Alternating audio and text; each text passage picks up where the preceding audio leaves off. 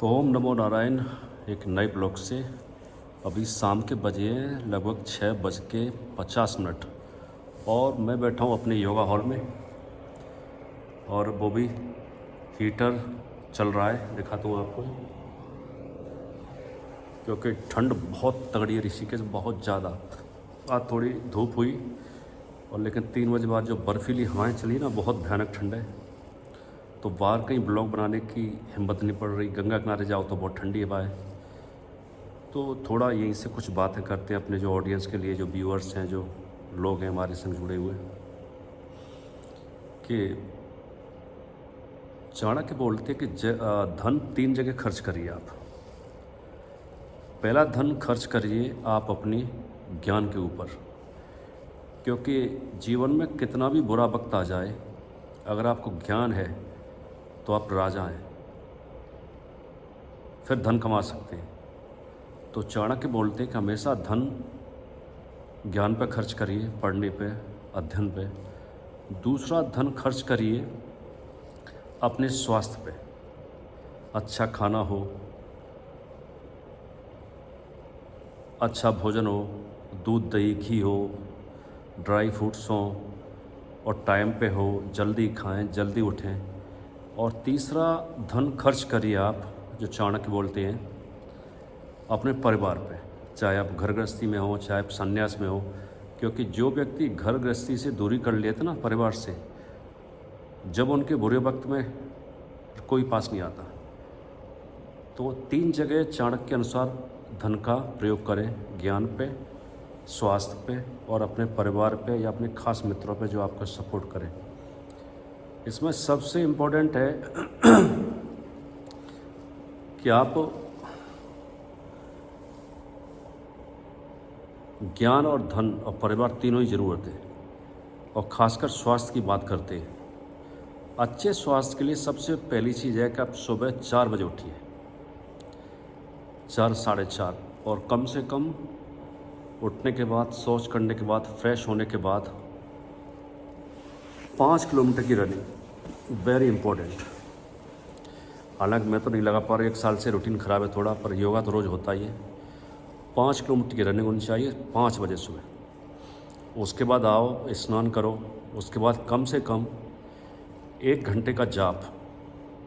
आप जिसकी पूजा करते हैं, जिसके जो भी आपके इष्ट हैं, राम हैं, शिव हैं, कृष्ण हैं, दुर्गा हैं, हनुमान हैं, विष्णु हैं, जो भी हो, 1 घंटा पूजा पाठ जप तप। फिर टाइम समय निकले तो जम के सूर्य नमस्कार। इससे बड़ी चीज़ संसार में कोई नहीं। सूर्य नमस्कार के आगे तो दौड़ भी फैले, कुछ भी नहीं। और लोग सोच, चलो दौड़ भी अच्छी है, बहुत बड़ी फिटनेस होती है, लेकिन जो सूर्य नमस्कार में फिटनेस आती है वो किसी में नहीं आ सकती। आसन हो, उड्डयन नौली हो, प्राणायाम हो, कोई रोज़ कर ले 2 घंटे सूर्य नमस्कार और आसन, वो मोक्ष को पालेगा। तो स्वास्थ्य, फिर दिन में 3 बार खाने की ज़रूरत भी नहीं। पता नहीं लोग क्यों 3 बार खाते हैं, मैंने तो आज तक नहीं 3 बार खाया। केवल 2 बार भोजन करिए, दिन में 11 से 12 के बीच में और शाम को 7 बजे लास्ट, 6-7 के बीच में। लोग बोलते हैं हम खा नहीं पाते, अक्षय कुमार है कितना बिजी है, लेकिन 6:30 पे भोजन कर लेता है।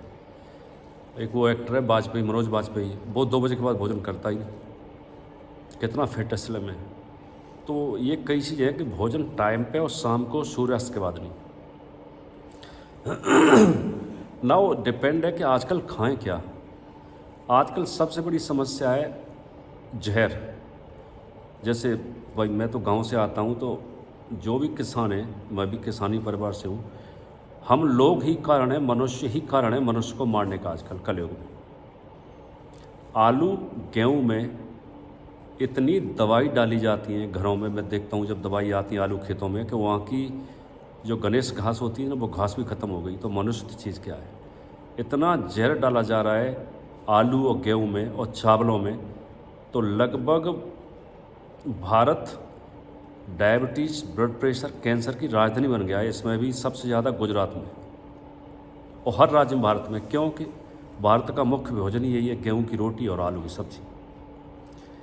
तो अगर अच्छा स्वास्थ्य पाना है और इन बीमारियों से दूर रहना है, एक ही उपाय कि गेहूं की रोटी में चना के आटा मिलाओ, मडुआ का मिलाओ, मक्का का आटा मिलाओ, बाजरे का, जौ का, तब खाइए। और आलू की सब्ज़ी खाना बंद कर दो अगर फिट रहना चाहते हो तो, जीवन भर के लिए। आलू केवल हफ्ते में एक ही दिन खाइए आप, वो भी कम।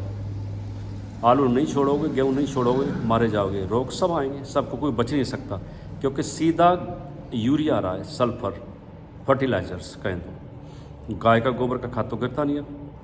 तो आलू, गेहूँ, चावल, और एक और सबसे बड़ा जहर जो हर मनुष्य को मार रहा है भारत में, वो है चीनी। चीनी इज़ ए स्लो पॉइजन।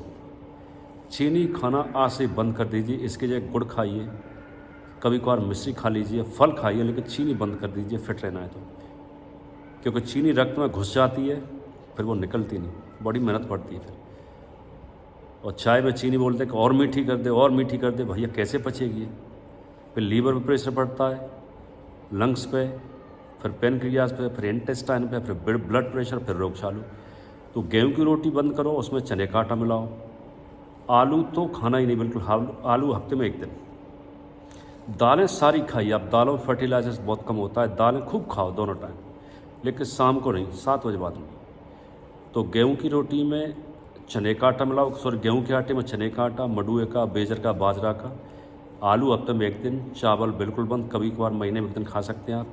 दाल रोज़ खाइए। चीनी हमेशा के लिए बंद कर दो फिट रहना है तो। गेहूं की रोटी, आलू, चीनी और चावल ये बंद कर लो, पूर्ण आयु जियोगे, 100 साल तक, 80 साल तक, कोई रोग नहीं आएगा। रोग है भी तो वो मैनेज हो जाएगा, कोई दिक्कत नहीं। और अगर ये चीज़ बंद नहीं की तो महापूर्ण होगा, फिर रोक नहीं सकता। तो डाइट बदल लीजिए आप, तब फिट रह पाएंगे। क्योंकि पहले जैसा वर्कआउट था नहीं लोगों में। पहले एक किसान खेती में 30 किलोमीटर पैदल रोज चलता था, जो हमारे पुरखे थे। अब 3 किलोमीटर भी लोग नहीं चल रहे, क्योंकि स्कूटी है, मोटरसाइकिल है, भागम भाग है, कारें हैं। हाँ, अगर आप मेहनत कर रहे हो 10 घंटे फिजिकल, कम से कम 10-12 किलोमीटर पैदल फिजिकल ले तो ठीक है। पर फिजिकल है कहाँ, किसानों पर नहीं फिजिकल, मशीन आ गई सब।